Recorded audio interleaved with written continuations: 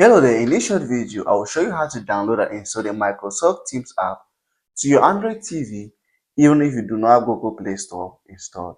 This is very quite easy. Like and subscribe for more important videos like this. So on your Android TV, even if it doesn't look the same as mine, what you have to do is to go over to your browser. Now, any browser should work as your TV is an Android TV or has an Android operating system. So to go over here, type in Microsoft Teams.